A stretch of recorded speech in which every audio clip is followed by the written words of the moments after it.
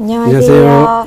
의학 전문 채널 비욘디와 대한해기학회가 함께하는 라이브 강의입니다. 저는 사회와 강의를 맡은 은평성모병원 해기학과 박혜림입니다. 오늘 저와 함께 강의 맡아주실 교수님 소개해드리겠습니다. 삼성서울병원 해기학과 교수이면서 대한해기학회 총무이사를 맡고 계신 최준영 교수님이십니다. 예, 반갑습니다. 삼성서울병원 해기학과의 최준영입니다. 말씀드린 대로 대한해기학회 총무이사를 맡고 있고 오늘 이런 좋은 유튜브 강좌를 통해서 해기학 영상검사에 대해서 많은 분들이 아시는 좋은 기회가 됐으면 좋겠습니다. 네, 대한해기학회는 의학 전문 채널 비욘디와 해기학 검사 및 치료에 대해서 소개하는 라이브 강좌를 준비하게 되었습니다. 해기학과가 종양을 비롯한 여러 질환에서 진단과 치료에 굉장히 중요한 일을 많이 하고 있는데, 실제로 교수님, 환자분들이나 때로는 의료인들 중에서도 해기학이 정확히 어떤 일을 하는 곳인지 잘 모르는 경우가 많은 것 같아요. 예, 맞습니다. 이게 해기학이라는 말체가 어떻게 보면 이제 무섭게 들리기 때문에 일반적으로 병원 오신 환자분조차도 해기학보다는 개별 검사명을 오히려 알고 있고 해기학과를 잘 모르는 분들이 많고, 심지어 이제 의대에서도 또 해기학에 대한 교육이 이렇게 다른 과목에 비해서 많은 편이 아니기 때문에 의사분들 중에서도 해기학을 잘 모르시는 분들이 있어서 약간 해기학 검사가 특히 1, 2차 병원에서는 실제 이제 중요성에 비해서 적게 이용되는 경향이 있습니다. 네, 맞습니다. 그래서 대한해기학회가 환자분들의 이해를 돕기 위해서 3번의 라이브 강의를 준비했습니다. 오늘은 그 첫 시간으로 암 환자에게 해기학 검사가 필요한 이유에 대해서 말씀을 드리겠습니다. 오늘 순서는 제가 먼저 간단하게 해기학이란 무엇인가에 대해서 소개를 드리고, 이어서 최준영 교수님이 암 환자에게 필요한 해기학 검사라는 주제로 암의 진단과 치료, 암의 진단에 이용되는 다양한 영상 검사 방법, 그리고 가장 중요한 FDG PET-CT에 대해서 설명을 해주시겠습니다. 강의 중간 또는 후에 채팅창에 질문을 남겨주시면 각 강의 후에 답변을 드리도록 하겠습니다. 환자분들이 해기학 검사나 치료를 위해서 해기학과를 방문하기 전에 해기학이란 단어를 듣고 가장 먼저 이제 나타나는 반응은 이제 무섭다, 이런 반응이 가장 먼저 나타나고, 혹여나 이제 방사능 피폭이 되지 않을지 걱정을 또 많이 하시게 됩니다. 또 조금 이제 찾아보신 분들은 PET-CT라든지 전신 뼈 스캔 같은 이제 검사가 있다는 걸 알고 오시기도 하고요. 또 갑상선암 환자분들은 방사성 요오드 치료에 대해서는 꽤 상세히 알고 오시는 경우도 많습니다. 하지만 이제 무섭다는 반응이 나타나는 이유는 아마도 교수님 잘 모르기 때문인 것 같아요. 그렇죠? 예. 네. 그래서 오늘 강의를 통해서 해기학과에 대해서 조금 더 친숙하게 느껴지셨으면 좋겠습니다. 해기학은 방사성 추적자 혹은 방사성 의약품을 이용을 해서 진단과 치료를 하는 의학의 한 분야입니다. 신체 구조적 이상뿐만 아니라 조직의 기능, 대사 변화를 평가할 수가 있고요. 또 분자 수준에서의 진단과 치료가 가능한 굉장히 이제 최첨단 학문의 하나입니다. 해기학은 크게 영상검사, 혈액검사, 치료, 연구로 나눌 수가 있습니다. 영상검사에는 PET-CT, 전신 뼈검사, 혹은 무슨 스캔이라고 해서 각 장기 이름이 붙은 스캔이라는 단어를 들어보셨을 텐데요. 그런 것들이 모두 해기학 영상검사에 속하는 것들입니다. 또 혈액검사도 해기학 방법으로 검사를 할 수가 있는데요. 분석을 할 수가 있는데, 주로 항체, 항원, 호르몬, 종양 표지자들을 많이 검사하고 있습니다. 또 치료는 아주 역사가 오래됐는데, 갑상선암의 치료부터 최근에 간암, 신경내분비 종양, 전립선암까지 방사성 의약품을 이용한 치료가 활발하게 진행되고 있고요. 또 새로운 영상 진단법들과 치료법이 계속 개발 중에 있습니다. 단순히 해기학 분야의 연구뿐만 아니라 신약을 개발한다든지 아니면 다른 분야의 연구에서 해기학 분석 방법을 사용함으로써 해기학은 여러 연구의 기초를 도와주고 있습니다. 그렇다면 영상검사가 해기학 분야의 한 가지인데, 다들 왜 영상의학과와 분리해서 운영을 하는지 궁금해 하실 것 같습니다. 일반 영상과의 차이점을 한번 알아볼 텐데요. 일반 영상의 대표적인 것이 바로 가슴 X선 사진입니다. 최소한 최소한 한 번 이상 이제 가슴 사진을 찍어 보신 적이 있으실 텐데요. 보시면은 그때 과정을 한번 떠올려 보시면 일단 검사실에 들어가서 넓은 판에 가슴을 대고 잠깐 숨을 멈추게 됩니다. 그럼 그 짧은 시간 동안 검사가 진행이 되고 마무리가 되는데 그 짧은 시간에 내 몸 뒤에서는 X선이 방출이 되고 그 방출된 X선이 몸을 투과하게 되면서 그 투과한 X선을 내 앞에 있는 그 넓은 판 검출기라고 하는 부분에 이제 검출이 돼서 사진을 만들어지게 됩니다. 그게 바로 이 오른쪽에 보이는 가슴 X선 사진이고요. 이것을 여러 방면으로, 여러 방향으로 여러 번 수행을 해가지고 재구성한 영상이 우리가 흔히 알고 있는 단층 사진입니다. CT라고 하는 사진입니다. 그럼 핵의학 검사는 어떤 게 다르냐면 그 방사선 추적자를 외부에서 쪼여주는 것이 아니라 실제로 주사나 경구 투여를 통해서 체내에 흡수되게 합니다. 그럼 내 몸 안에 방사선을 내는 방사선 추적자가 분포하게 되고 내 몸에서 나오는 방사선을 검출기를 통해서 영상을 만들게 됩니다. 이 오른쪽에 빨갛게 빛나는 것처럼 보이는 사진이 왼쪽 CT와 똑같은 사진인데요. 구조적 이상뿐만 아니라 저렇게 반짝반짝하게 빛나는 것처럼 보여줘서 세포 단위에서 기능이나 대사 변화를 볼 수 있다는 장점이 있습니다. 핵의학 영상 기기는 PET-CT, 감마 카메라, 스펙트 카메라 이 세 가지로 나누게 됩니다. 흔히 PET-CT라고 하면 종양에서 많이 하는 전신 PET-CT를 생각을 하게 되는데요. 그것은 PET-CT로 촬영한 영상의 한 가지 종류이고 PET-CT라고 한다면 그거는 이제 그 카메라, 기계 자체를 말하게 되는 것입니다. 여기 보여지는 이 기계가 바로 PET-CT 기계입니다. 긴 베드에 환자가 누워서 촬영을 하게 되고 원통에 들어가면 이제 검사가 진행이 됩니다. PET-CT로는 주로 종양의 진단과 평가, 퇴행성 뇌질환의 평가에 많이 이용되고 있고요. 이 가운데 흑백으로 보이는 영상이 전신 FDG PET-CT 사진입니다. 폐암 환자에서 찍은 영상이고 보시는 것처럼 여기에 이렇게 까맣게 흉부에 폐암이 보이고 종격동 림프절 전이가 한눈에도 알아볼 수가 있습니다. 단층 사진으로 보면 아까 보셨던 것처럼 그 폐암 부분이 반짝반짝한 것을 확인할 수가 있죠. 그 다음에 아래 뇌 사진은 알츠하이머 치매가 의심되는 환자에서 시행한 아밀로이드 펫 사진입니다. 이렇게 다양한 방사선 추적자를 이용해서 여러 질환에 사용할 수가 있습니다. 다음은 감마 카메라 영상입니다. 기계는 PET-CT와 비슷하게 생기긴 했지만 조금 다른데 무슨 스캔이라고 붙은 영상이 대부분 이 감마 카메라로 얻은 영상이라고 생각하시면 됩니다. 인체에 있는 모든 장기에 대해서 할 수 있다고 생각하시면 좋고요. 앞에 여기 보시면은 카메라가 두 군데 달려 있습니다. 듀얼헤드 감마 카메라라고 해서 이 카메라를 이용해서 평면 영상을 얻게 되고요. 이 가운데 있는 뼈 사진이 가장 대표적인 감마 카메라 영상입니다. 전신 뼈 스캔이라고 하는 거고 뼈에 흡수되는 방사성 추적자를 이용을 해서 뼈의 이상이나 대사 질환을 보게 됩니다. 그리고 가장 오른쪽에 있는 사진이 갑상선 스캔 사진입니다. 스펙트 카메라는 앞선 감마 카메라를 조금 더 자세히 보기 위한 영상이라고 생각하시면 되는데요. 왼쪽에 네모 상자 안에 있는 것이 감마 카메라로 얻은 평면의 콩팥 영상입니다. 이것을 스펙트 영상을 얻게 되면 마치 단면을 잘게 쪼개서 보는 것 같은 영상을 얻게 되고 그렇기 때문에 아주 작은 병변이더라도 자세히 관찰할 수 있게 해주는 영상이라고 생각하시면 되겠습니다.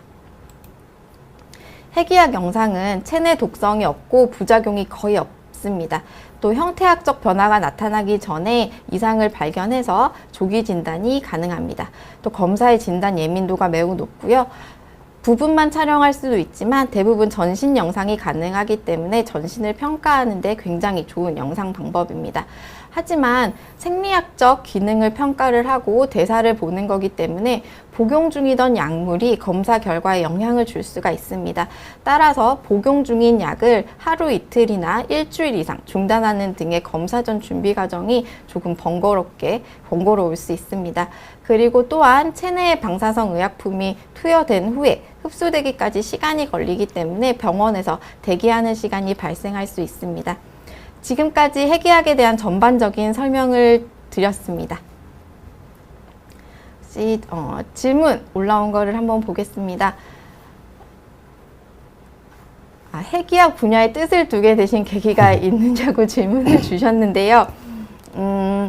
사실 의과대학 학생들에게도 핵의학이란 굉장히 낯선 분야 중에 하나입니다. 그런데 핵의학은 실제 역사는 길지만 굉장히 최근에 급격하게 발전하고 있는 한 가지 분야여서 저 같은 경우는 제가 핵의학을 했을 때 조금 의학 발전에 조금 도움도 되고 그 연구하는 것이 재미가 있어서 핵의학을 선택하게 되었습니다.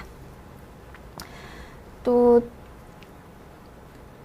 그 질문이 제가 추가로 얘기 드리면 저도 이제 핵의학에 대해서 이제 관심이 갖게 게 박혜린 교수님하고는 조금 다른데 박혜린 교수님은 이미 핵의학이 전문의로 댕긴 사업에 있었기 때문에 후보가 있었지만 저 같은 경우는 소위 말하는 핵의학이 독립해서 전문의 제도가 생긴 첫해 전공의를 했던 사람입니다. 그래서 제가 인턴할 때는 핵의학 전공의가 없었는데 저 같은 경우는 의대 다니면서 제가 의대는 아시는 것처럼 단순 암기할 양이 무진장 많은데 제가 이해가 안 되면 안 외워지는 스타일이다 보니까 이게 이 의학 공부하면서 굉장히 좀 어려움을 많이 겪었는데 인턴 때 알게 된 이 핵의학 전문의 뽑는다는 그런 소식을 듣고 생각해 보니까 이 핵의학이라는 것이 아까 개요에 보신 것처럼 굉장히 좀 논리적이고 그리고 또 굉장히 많은 다양한 질환을 상대하기 때문에 굉장히 다양성이 있으면서 또 연구도 할 수 있는 그런 면의 매력을 느껴서 핵의학을 하게 됐고요. 지금 생각해 보면 굉장히 잘한 선택이고 저하고 적성이 잘 맞아서 지금까지 잘 하고 있습니다.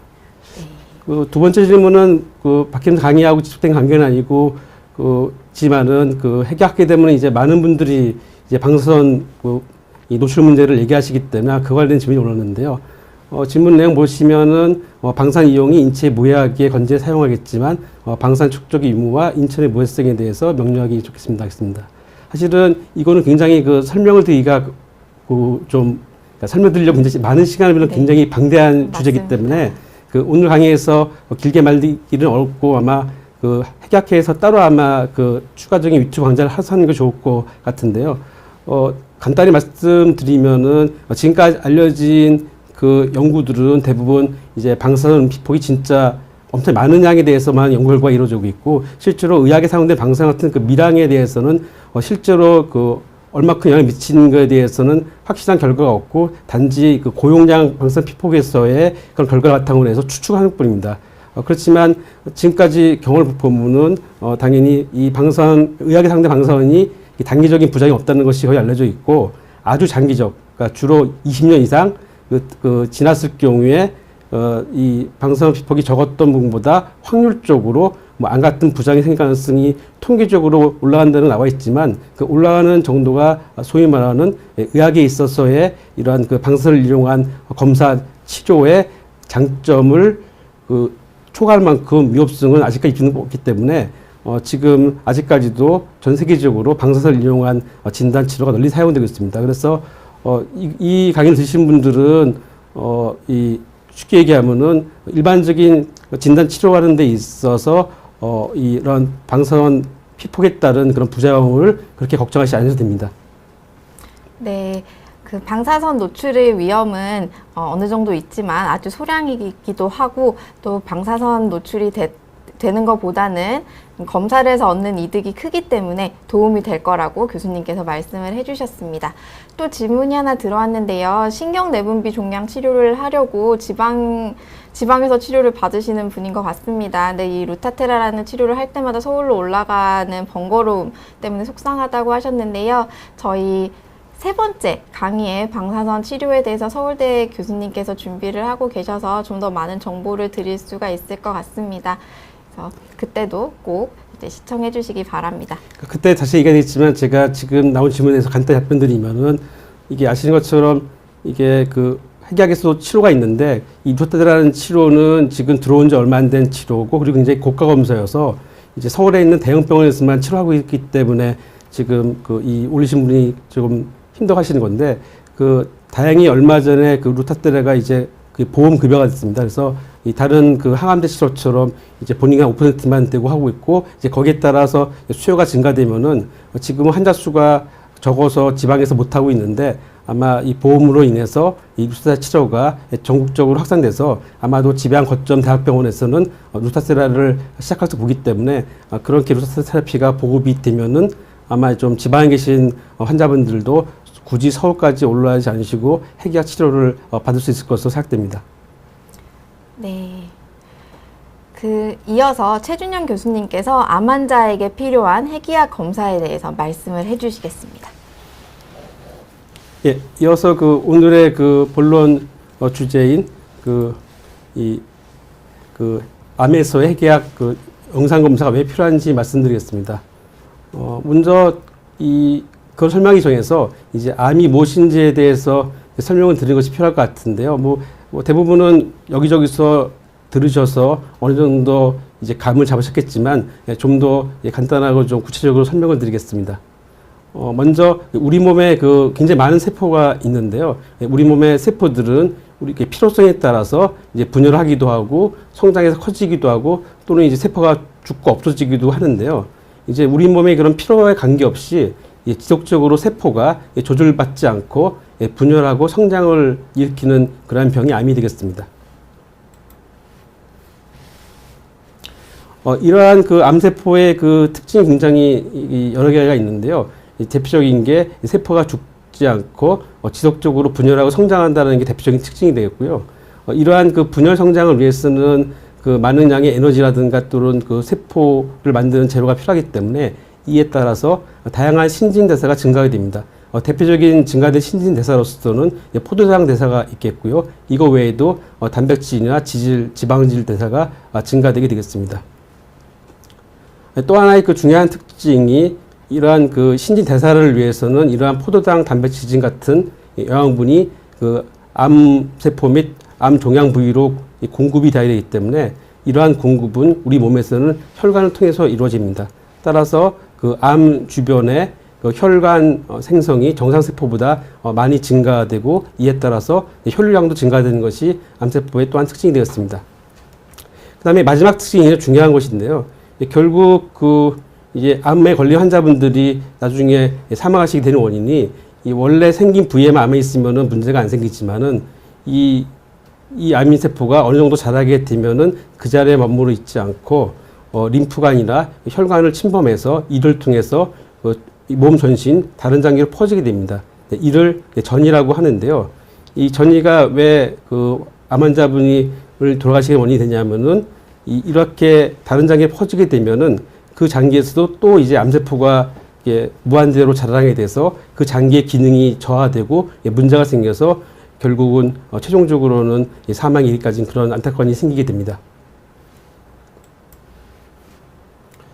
그래서 암의 진단 과정은 그 주변에서 많이 보셨겠지만은 대부분 이제 건강 검진이라든가 또는 증상이 있어서 이제 암이 의심돼서 병원을 찾아가게 되면은 이제 담당 의사가 여러 가지 문진이라든가 그런 거를 통한 기본적인 진료를 통해서 추가적으로 의심되는 암에 대해서 관련된 혈액 검사라든가 영상 검사를 시행하게 되어 있습니다. 그래서 이러한 검사 결과에 따라서 이제 암이 의심되면은 이 조직학적 확진을 해야 되기 때문에 조직학 검사를 하게 되고 조직 검사 결과에 따라서 이제 암으로 확진되게 되겠습니다. 그럼 암이 진단된 다음에 그럼 암이 일반적으로 어떻게 치료가 되느냐 보면 첫 번째는 이 암이 진단되면은 진단된 암에 대해서 아까 말씀드린 그 전이 같은 거에 관계에 대해서 암이 어디까지 퍼졌는지 영상 검사 같은 추가 검사를 하게 됩니다. 이게 왜 중요하게 되면은 좀 이따 말씀드리겠지만은 그 암이 어디까지 퍼진지에 따라서 병기가 결정되게 되고 병기에 따라서 병기에 맞는 해당할 몇 치료가 시행되기 때문에 치료 방침을 결정하는데 매우 중요하게 되겠습니다. 그래서 이렇게 그 병기가 결정돼서 거기에 맞는 그 치료가 이루어지면은 이제 치료가 잘 들었는지 이제 평가하게 되는데요. 치료 후 반응 평가 목적으로 하는 게 영상 검사가 주로 이루어지게 되고 이제 필요에 따라서는 조직 검사 같은 검사도 실시하게 됩니다. 이러한 그 치료 후 이 평가에 따라서 검사 결과에 따라서 이제 암이 완치했다고 보면은 주기적으로 추적 관찰하게 되는 경우도 있고 좋아졌지만은 암이 남아있다고 생각되거나 또는 암이 오히려 진행됐다고 생각하면은 거기에 맞는 추가 치료를 결정하게 되겠습니다. 일단 암이 치료가 돼서 없다고 생각하는 분들은 이제 추적 관찰하게 되는데요. 추적 관찰할 때는 되게 뭐 정기적 병원을 찾아가시면서 뭐 증상을 모으기도 하고 뭐 주기적 영상 검사를 받기도 하게 되는데 또는 피 검사도 받게 되죠. 그런 가중에 재발이 의심되면 이에 대한 영상 검사든 검사를 시행하게 됩니다. 이거를 이제 의학적 얘기하면은 재병기 설정이라고 하거든요. 그러니까 처음에 암이 지났을 때 어디까지 퍼진 것처럼 그 재발이 있을 때도 재발이 어디까지 퍼져 있는지 알아보는 검사를 하게 됩니다. 그래서 이러한 검사들을 시행하고 거기에 맞게 치료 방침을 결정하게 됩니다. 그 다음부터는 다시 이제 치료 반응 평가 목적으로 가서 이 세 번째, 네 번째, 다섯 번째 과정이 이제 반복되는 것이 암의 일반적인 치료 과정이 되겠습니다. 그럼 이제 암이 병기화 치료는 많은 이런 매스컴 통해서 뭐 1기, 2기, 3기, 4기 이런 말을 들으셨을 텐데요. 물론 암마다 세부적인 기준은 다르지만은 대략적인 기준을 말씀드리면은 대개 1기라 그러면은 이제 원발 부위에 작은 크기 암만 있는 경우가 되겠고 대개 이 경우는 수술 또는 방선 치료를 하게 됩니다. 그러니까 2기는 암이 큰 암만 있거나 또는 이제 작은 암이지만 주변에 근처에 가까운 곳에 있는 암 주변에 림프절이 전이된 경우가 되겠고요. 이런 경우는 대개 수술 또는 방사선 치료를 하고 끝나고 나서도 보조 치료를 하게 됩니다. 대개 보조 치료는 항암 치료를 하게 되고 경우에 따라서는 보조 방사선 치료도 하게 됩니다. 3기는 이제 더 많이 퍼진 경우가 되겠는데요. 이제 원발암이 직접적으로 주변 장기를 많이 침범한다거나 또는 이제 림프절 전이가 암 주변뿐만 아니라 근처까지 가서 좀 림프절 전이가 심한 경우가 되겠습니다. 이런 경우는 수술 전 항암 또는 방사선 치료를 하고 이어서 수술하거나 또는 처음부터 이제 항암 방사선 항암 약물 방사선 치료를 하게 됩니다. 그리고 필요에 따라서는 추가적으로 이러한 치료 끝난 다음에 이제 보조 치료를 할 수도 있게 되겠습니다. 마지막으로 4기는 많이 들어보셨지만 아까 얘기한 대로 다른 장기 또는 거리가 먼 림프절로 전이가 되는 경우고 이제 가장 안 좋은 거가 되겠죠. 아까 말씀드린 것처럼 이제 환자분이 사망에까지 이르게 쓰는 경우이기 때문에 안 좋은 경우가 되고 이런 경우에서는 이제 우리 일반적으로 의사들이 완치 목적으로 치료하기 힘들고 완화 목적으로 치료하게 됩니다. 완화 목적으로 하는 치료의 대표적인 것이 이제 항암 약물 치료가 되겠고 또 최근에는 뭐 여러 말씀 드셨겠지만 면역 치료가 도입이 돼서 굉장히 4기 환자에 있어서도 좋은 효과를 보고 있습니다. 그럼 좀 전에 말씀드린 암에서 영상검사에 대해서 왜 영상검사를 하는지를 설명을 드리면은 아까 처음에 말씀드린 것처럼 암의 진단 및 암이 어디까지 퍼져 있는지 아는 데 도움이 되겠습니다. 그래서 병기 결정을 하게 되고 거기에 따라서 치료 방식 결정하는 데 도움이 되고요. 당연히 치료 후 치료가 잘 됐는지 확인하기 위해서 아는 데 도움이 되겠습니다. 이걸 이제 치료 반응 평가라고 얘기하게 되고 그리고 또 아까도 말씀드린 것처럼 암 치료 후 추적 관찰 및 재발 진단에 도움이 되겠습니다. 그럼 암에 사용된 영상검사들이 굉장히 많이 있는데요. 그래서 오늘은 그냥 대표적으로 CT, MRI, 핵의 영상검사 세 가지만 간단히 설명을 드리지 사실은 이거 말고도 실제로 암 환자들에서는 많은 검사들이 시행되고 있게 되겠습니다. 그래서 아까 말씀드렸던 암 환자, 암의 특징하고 연관시켜서 영상검사 원리를 설명드리면은 아까 제가 말씀드린 것처럼 암이 지속적으로 분열 성장한다는 얘기는 이제 크기가 커진다는 얘기이기 때문에 크기가 커진 거를 정상보다 크게 커진 거를 평가하는 대표적인 영상 검사가 CT, MRI가 되겠습니다. 그다음에 두 번째 특징이었던 신진대사의 증가는 아까 말씀드린 것처럼 다양한 대사가 증가되게 되는데 이를 볼 수 있는 검사가 핵약 영상 검사가 되겠고요. 또 아까 암세포로 피가 많이 필요하기 때문에 영양분이 필요하기 때문에 혈관이 많이 생기고 혈류량이 증가된다고 말씀드렸는데 이거를 볼 수 있는 검사가 이제 조영제를 사용한 CT, MRI가 되겠습니다. 그 다음에 림프관 혈관 침범으로 이제 다른 장기에 퍼졌는지 알기 위한 것, 즉 전이를 알아보기 위한 검사로서는 CT, MRI, 핵의 영상 검사를 할 수 있게 되는데 아까 제가 설명드렸지만은 이제 핵의 영상 검사는 전신을 볼 수 있기 때문에 한 번에 하지만은 CT, MRI는 부분마다 그 영상 얻는 방법이 다르기 때문에 이 전이를 보려고 만약 전신의 전이를 보려고 한다 그러면은 이 부분별로 CT나 MRI를 여러 번 찍어야 되기 때문에 굉장히 좀 불편한 점이 있습니다. 그런 면에서 핵약 영상 검사가 이제 전신을 한 번에 검사할 수 있기 때문에 이러한 이 전이를 진단하는 데 있어서 굉장히 유용하게 되겠습니다.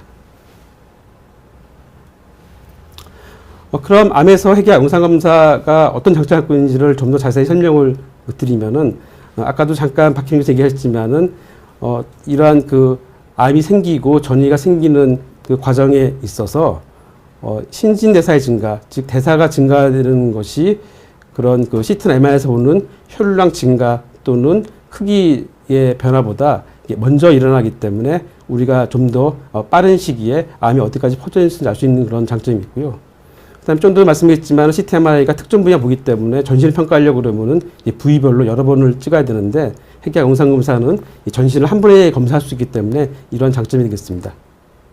또한 아까 들으신 것처럼 CT가 포함된 장비가 요즘은 다 많이 나와 있기 때문에 핵약 영상 검사뿐만 아니라 CT도 같이 찍어서 정확한 병변의 위치도 평가하고 크기 변화도 평가 가능하기 때문에 좀 더 많은 정보를 줄 수가 있게 되겠습니다. 그리고 또 이제 환자분들이 이제 워낙 핵약 검사가 고가라는 인식을 갖고 있는데요. 우리나라가 건강보험제도가 잘 적용돼 있어서 핵약 검사, 암에서 핵약 검사 대부분의 적응증에 있어서 건강보험이 적용이 됩니다. 특히 암으로 확진이 되면은 이제 산정특례가 적용이 되게 되는데 이런 경우는 본인 부담금이 5%밖에 안 되기 때문에 경제적 부담 없이 핵약 영상 검사를 이용할 수 있습니다. 그럼 암에 사용된 핵약 영상 검사가 뭐가 있느냐? 그래서 오늘 주로 말씀드릴 내용이 이제 양전자 방출 단추 촬영, 우리가 영어로 PET 또 PET이라고 많이 얘기하는 그런 검사가 되겠고, CT가 붙어 있기 때문에 이제 짧게 얘기해서 PET-CT, PET-CT 이런 식으로 많이 검사가 있고요. 그다음에 아까 잠깐 나왔던 뼈 스캔, 이거는 이제 뼈 대사를 보는 검사고, 그다음에 옥소 스캔, MRI 스캔은 호르몬 대사를 보는 검사입니다. 굉장히 양이 많기 때문에 오늘은 가장 많이 사용되는 PET-CT에 대해 말씀드릴 거고, PET-CT에서도 우리가 보려고 하는 대사 과정에 따라 다양한 검사가 있는데요. 여기 보시는 것처럼 메스티오닌 같은 경우는 아미노산 대사를 보고, 콜린은 지질 대사, 도타토 PSA면은 세포마스 청취 검사인데, 그 중에서 가장 많이 쓰고 있는 FDG PET-CT를 오늘 주로 설명드리려고 합니다. 그 이유가 이 FDG라는 것이 이제 포도당 대사를 반영하는 그러한 검사가 되겠는데요. 아까 제가 말씀드린 정상세포가 암으로 생기면서 증가되는 대사 중에서 이 포도당 대사가 가장 많이 증가됩니다. 그 얘기는 대사가 가장 많이 증가되니까 그만큼 검사를 통해서 우리가 발견할 수 있는 예민도가 증가되기 때문에 그런 면에서 가장 많이 사용되는 PET 검사가 FDG PET가 되겠습니다. 그럼 핵약 영상 검사가 많이 사용되는 암이 어떤지를 설명드리려고 하는데요. 지금 나온 통계 중에 가장 최신 통계가 2019년에 우리나라 10대 발생암이 있습니다. 1위는 많이 들어보시겠지만 갑상선암이 되겠고, 2위가 위미식도암, 3위가 대장직장암, 4위가 유방암, 그리고 5위가 부인과암, 6위가 전립선암, 7위가 폐암, 8위가 간암 및 간담도암, 9위가 비뇨기계암, 10위가 악성 림프종하고 두경부암이 되겠습니다. 그럼 이 중에서 핵약 영상 검사가 마약성인 암이 무엇이냐 보시면은 여기 파란색으로 표시된 것들이 그 암입니다. 즉 우리나라에서 호발하고 있는 대부분의 암에서 핵약 영상 검사가 임상적으로 유용하게 많이 사용되고 있습니다. 좀 어려운 얘기지만은 그래도 이 PET-CT에 대해서 어디 가서 좀 아는 체 하시려고 그러면은 원리를 잠깐 아시는 것이 좋을 것 같은데요. 물리하고 관계가 있는 내용이어서 혹시 고등학교, 대학교 때 물리를 잘 아신 분들은 조금 이해가 되실 겁니다. 우선 PET-CT에 사용하는 방사의약품은 기본적으로 양전자, 영어로 포지트론이기 때문에 PET-CT의 P가 이제 포지트론이라는 양전자 약자가 되겠는데요. 그 양전자를 방출하는 방사의약품을 이용하게 되는데, 이러한 양전자가 우리 핵의학의 핵인 것처럼 모든 방사선은 핵에서 나오게 됩니다. 그래서 핵에서 나온 양전자가 일반적인 전자하고 똑같은데 이제 플러스 마이너스 이 전압감을 다루는 거가 되거든요. 그래서 이렇게 핵에서 나온 양전자는 이제 차지가 플러스 마이너스가 다른 주변의 궤도 전자하고 이게 차지가 같으니까 플러스 마이너스로 끌리잖아요. 뭐 자석처럼 끌리기 때문에 이렇게 끌려서 만나게 되면은 이제 서로 이러한 그 입자가 충돌해 가지고서 없어지는 소멸 반응이 일으키게 됩니다.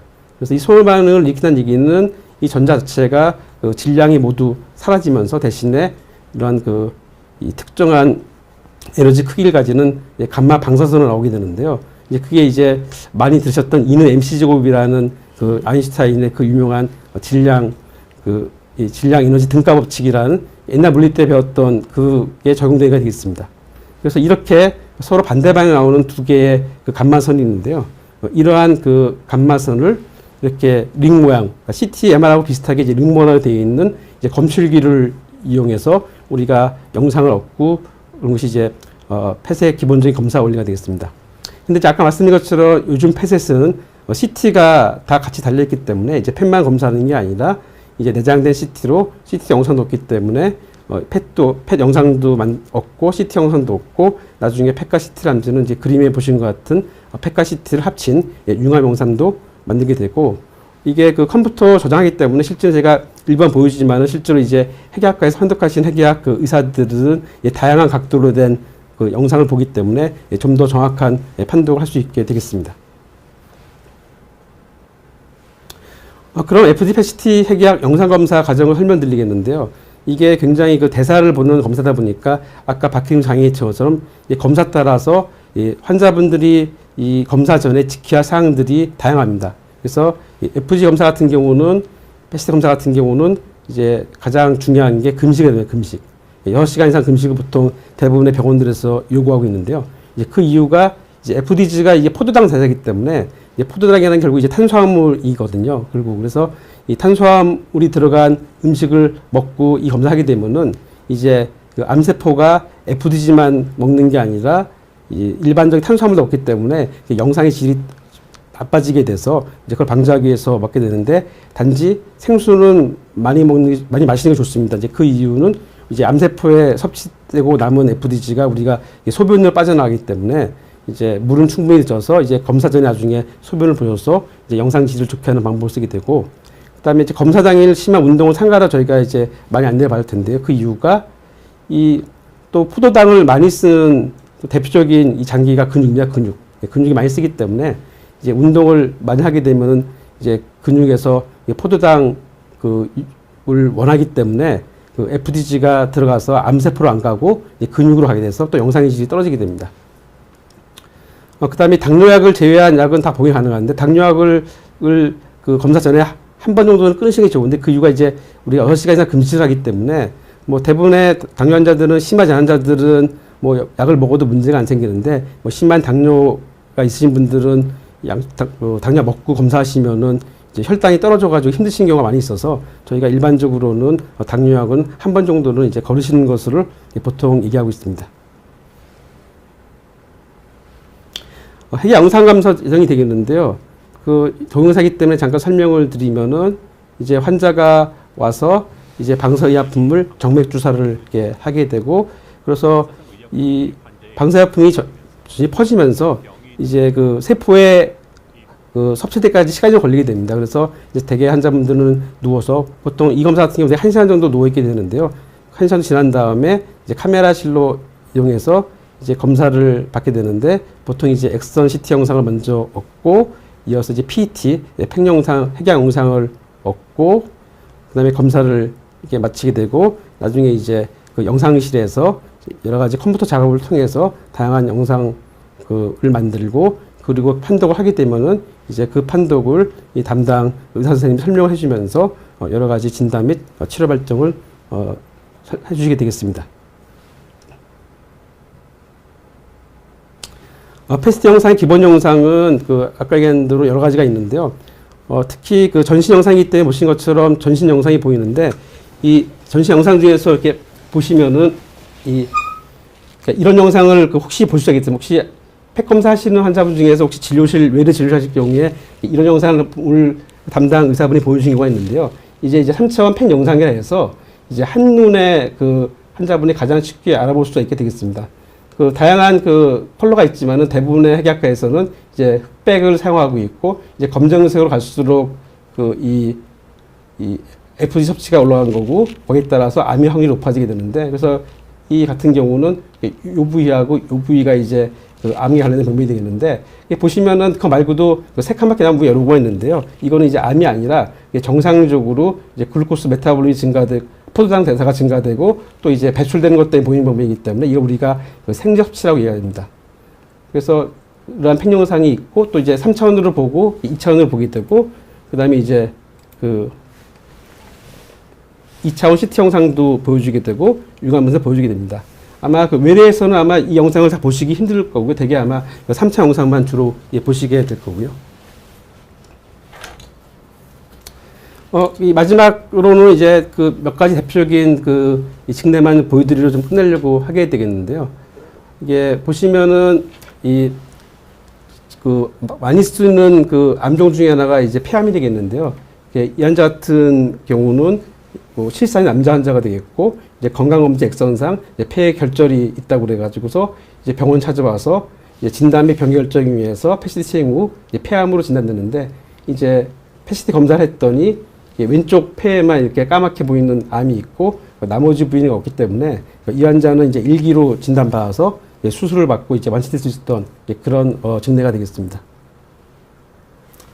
다음 두 번째 증례는 그 해계학계의 그 PET 검사가 이 전신 검사라는 거를 이 장점 알려준 얘기가 되겠는데요.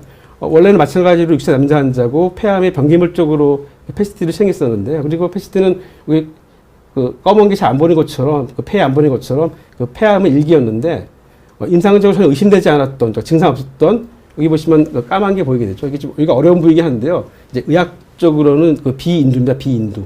비인두 부위인데 이 비인두 부위에 이러한 그 섭취가 많이 증가된 병명이 보이고 있어서 PET 상에서 또 다른 그 암이 의심되어서 추가 검사, 조직 검사로 이 부위에 비인두암으로 진단되어서 이 비인두암도 이 PET 상에서 일기로 이 진단이 됐기 때문에 폐암에 대한 수술을 하고 비인두암에 대해서는 이제 방사선 치료를 해서 그 암 두 가지의 암을 이제 PET를 통해서 조기 진단하고 둘 다 완치가 될 수 있는 치료할 수 있었던 그런 증례가 되겠습니다.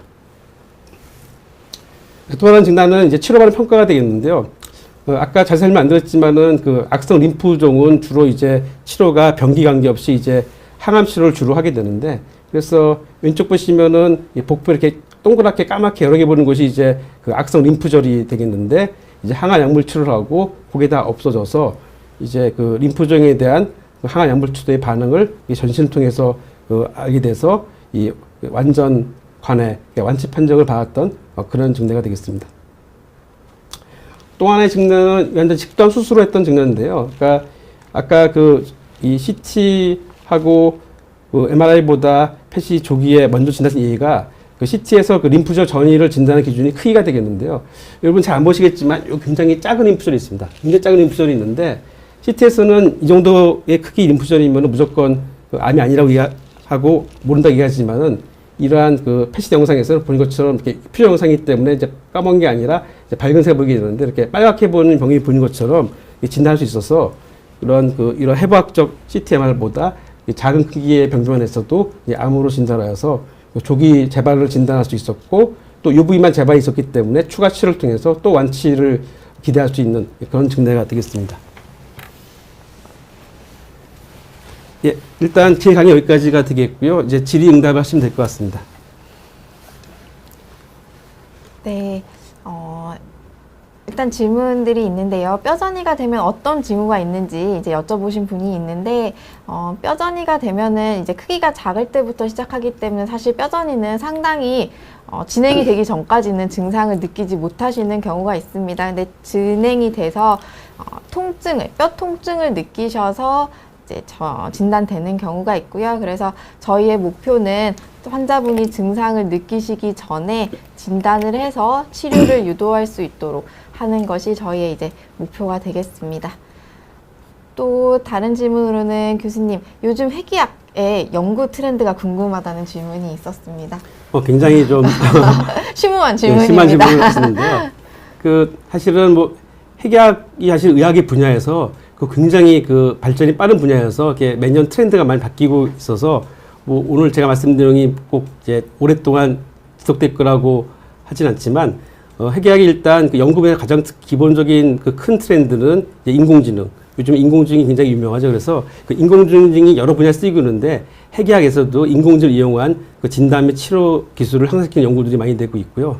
그다음에 또 하나가 이제 그 세 번째 핵의학 학회 이 비욘디 강의에서 다룰 거지만은 이제 세라노시스라 해가지고서 그 핵의학 방법을 이용해서 진단과 치료 같이 하는 그런 게 또 주 연구 트렌드가 되겠고, 그 다음에 새로운 그 방사의약품, 방사능 추적자를 계속 개발하는 것이 지속적인 트렌드가 되겠습니다. 네, 핵의학은 정말 많은 모르는 부분에서도 연구를 많이 하고 있는 분야입니다. 지금 암 진단 받으신 분이 질문을 주셨는데요. 원발성 폐암을 진단을 받으셨고 이제 PET 검사를 얼마만큼 자주 할 수 있는지 여쭤보셨습니다. 그래서 사실은 PET를 하게 되면은 암도 진단을 할 수 있고 처음에 병기 평가도 할 수 있고 또 치료 중간에 해서 치료가 얼마나 잘 됐는지도 중간 평가를 할 수 있는데요. 그 주기는 암종마다 조금 다른 것 같아요, 교수님. 그렇죠? 예, 굉장히 다르고요. 특히 지금 질문 보시면 환자가 그 원발성 폐암 말기 환자라고 하신 것 같은데 이 원발성 말기 같은 경우에서는 이제 그 치료 방법이 굉장히 한정되기 때문에 우리가 암에서 아까 영상 검사를 하는 이유가 이제 치료 방법을 결정하고 또는 치료를 그 반응 평가하는 목적이기 때문에 이제 그러한 임상종이 필요성이 있는 경우에만 핵약 검사를 하는 거지 이제 그럴 필요 없다고 담당 의사 선생님께서 판단하셔가지고서 그 검사를 자주 안 하고 이제 띄엄띄엄 하신 걸로 보입니다. 네, 그다음 질문으로는 파피에 대해서 질문을 하셨어요. 네, 이분은 굉장히 핵의학에 관심이 많으신 분 같습니다.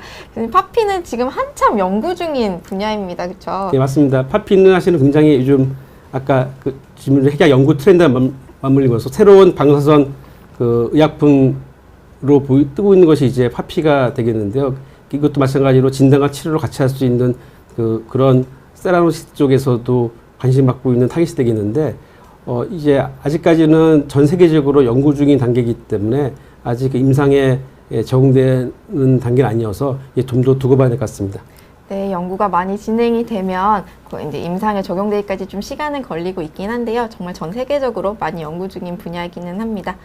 또 다른 질문으로는 방사선 치료와 양성자 치료를 비교하는 질문을 주셨는데 이거는 이제 핵의학과 방사선 종양학과에서 하는 실제 방사선 치료를 굉장히 헷갈려 하시는 분들이 실제로 많습니다. 그래서 아마 그 방사선 종양학과 치료에 관련된 질문이긴 한데요. 저희 핵의학과 치료와 방사선 종양학과에서 하는 방사선 치료의 차이점 교수님 조금 설명해 주실 수 있으실까요? 좀 설명해 드리겠습니다. 일단 우리가 그 크게 보면은 방사선 치료라고 그러지만은 이제 방사선 그 치료가 안에서 크게 세 가지로 나눠지게 되거든요.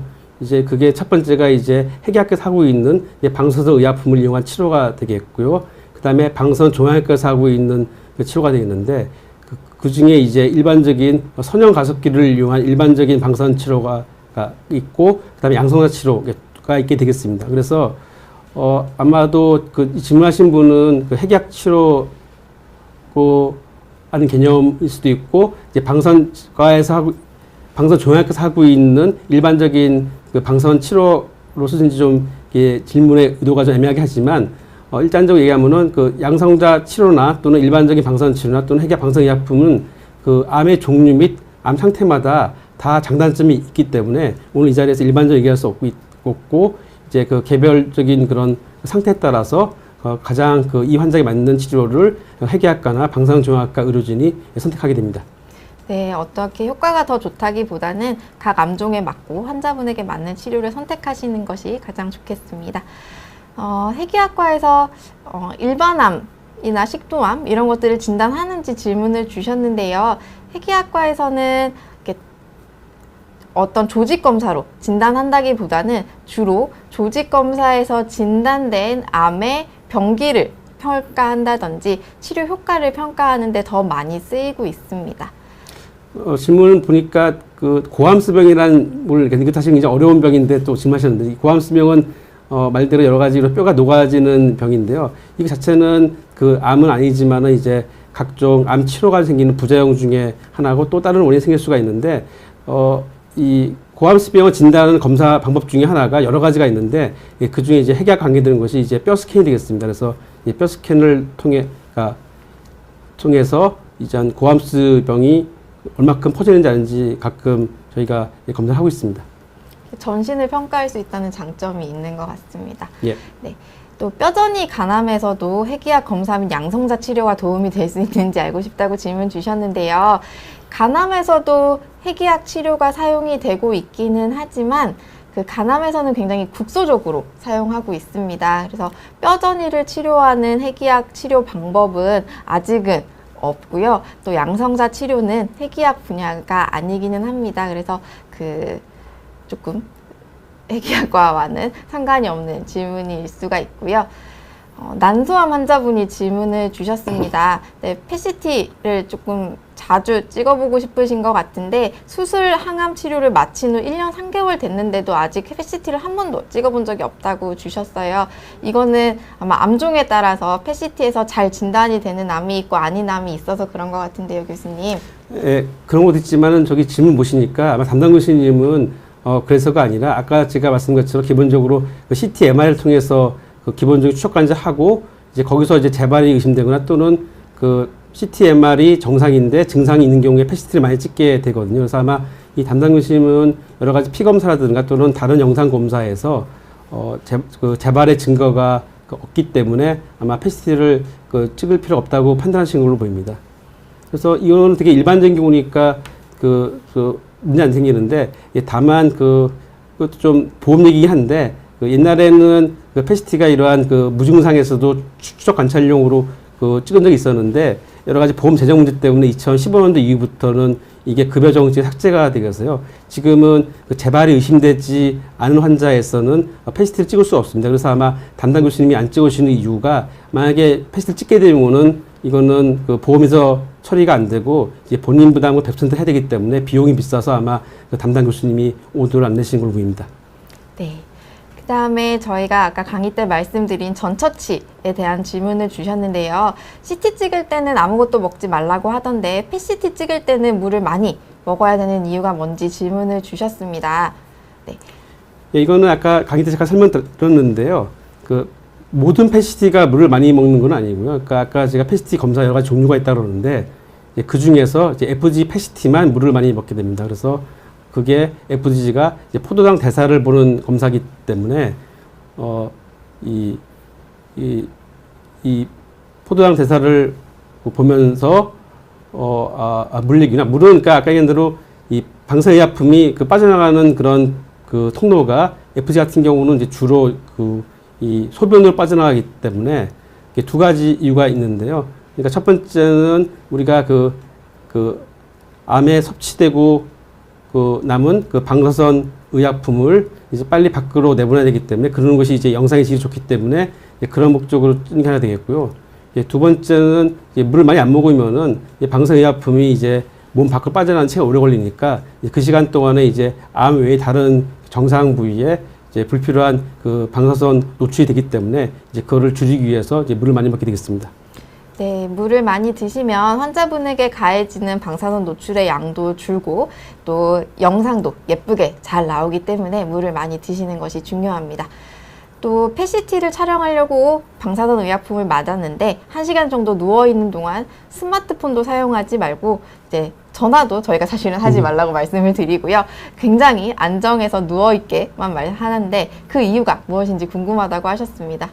예, 아까 제가 말씀드렸지만은 가장 많이 사용하는 FG PET-CT에서는 FDG가 이제 근육에도 이용되기 때문에 즉 포도당 대사가 근육에서도 중요하기 때문에 이제 만약에 스마트폰을 하시게 되면은 뭐 손가락 그러니까 말로 하시면은 이제 이런 성대 부분이 까맣게 나오게 되고 영상을 찍으면요 스마트폰을 손으로 하게 되면은 이제 손가락 부위가 망해지고 또 팔 들면 이제 팔에도 또 근육의 이 섭취가 높고 까맣게 나오는 경우가 종종 있기 때문에 이제 그런 경우에는 좀 판독하는데 드물게 좀 문제된 경우가 있어서 이제 가능한 한 영상의 질을 높이고 좀 더 정확한 검사를 위해서는 가능한 한 누워 계시는 게 좋습니다.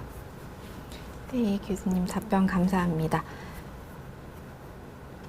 마지막으로 담도암 환자분 가족이 질문을 주셨는데 이번에도 이제 양성자 치료에 대한 질문을 주셨습니다. 근데 양성자 치료가 방사선 종양학과 영역이다 보니 저희가 대답 드리기는 조금 어려울 것 같습니다. 혹시 추가 질문이 있으시면 나중에라도 올려주시면 저희가 최대한 답변을 드리도록 하겠습니다. 오늘 저희가 준비한 강의를 통해 핵의학에 대해서 막연한 두려움이 조금 해소되었으면 좋겠습니다. 앞으로도 2번의 라이브 강의가 남아 있는데요. 퇴행성 뇌질환의 핵의학 영상검사에 대해서 텟 치매, 파킨슨 뇌를 보다라는 제목으로 6월 3일 금요일 서울 아산병원 핵의학과 김재승 교수님의 강의가 예정되어 있습니다. 또한 핵의학 치료에 대해서 방사선 미사일 치료 무서운 거 아니에요 라는 제목으로 6월 7일 화요일 오후 3시 서울대학교 병원 핵의학과 강건우 교수님의 강의가 예정되어 있습니다. 네, 이렇게 의학 전문 채널 비욘디와 대한핵의학회가 준비한 첫 번째 라이브 강의는 모두 마치겠습니다. 참여해주신 모든 분들께 감사드립니다. 감사합니다. 감사합니다.